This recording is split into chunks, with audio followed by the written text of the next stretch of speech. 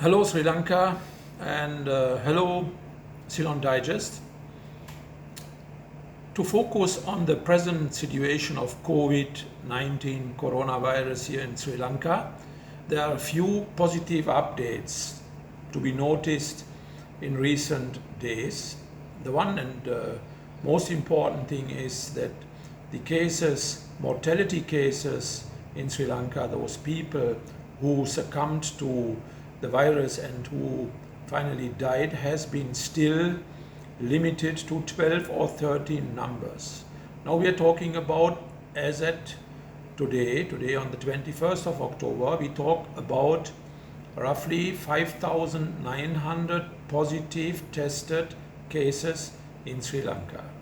There is this recent spike of infections, you can say, due to this Minuwangoda Brandix apparel incidents, has risen to 5,900 cases of COVID-19.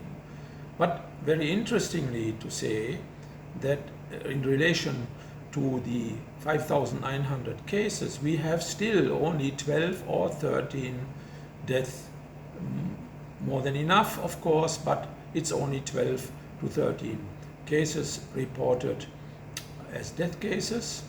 This means in percentage 0.2% of all those who had been affected by the virus had ultimately succumbed to the virus and died. And out of these 12 or 13 cases, it must be said that some of these tragic people who died ultimately, they had a couple of preconditions. So I know the case here in my neighborhood in Natandia, the person, he was suffering from diabetes. He also had some problems with the respiratory systems, type of asthma, and on top of that, he had COVID.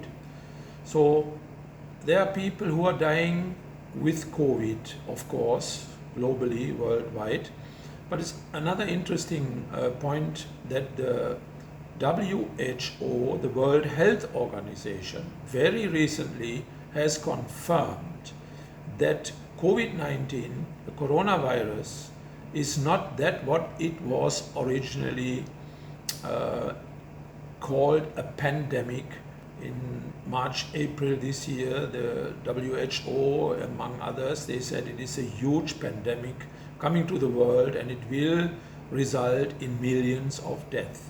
Fortunately, this did not happen, and as a result, the WHO in recent days has admitted and said, and in fact they made a U-turn, they said this present COVID-19 is comparable to a normal influenza which happened over the last couple of decades. So these are the good news.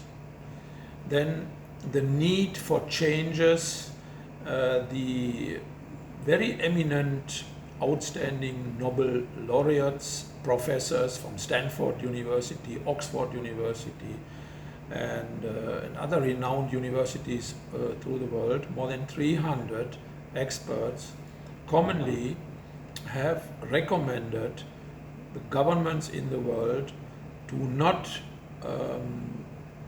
shut down and refer to curfews in a greater extent, which will ultimately create more harm to the public life than the virus itself. So this Barrington Declaration has been published. Now I think hundreds, thousands of people have signed it up. And it is maybe also one reason that the WHO has taken these recommendations now, and there's a shift of paradigms happening all over the world, and hopefully it will also reach Sri Lanka. For Sri Lanka, we can say the situation, what I see as a foreigner, I'm a German, I'm living here for the last 35 years, but I can clearly see and say with good heart that in the Sri Lankan society there is fortunately a great content of empathy. So people who come forward and help each other. Some new systems are in place in public life. You can see more retailers by the side of the road, people who sell their organic vegetables and fruits, and customers are all over to be seen. It's not only the big supermarket chains, it's a lot of individualized small scale business which has cropped up as a result of this crisis. Unfortunately, as at today, tourism is hard hit. I am in the tourist sector. I'm running a sports hotel here for the last 30 years in Maravilla, and this has virtually come to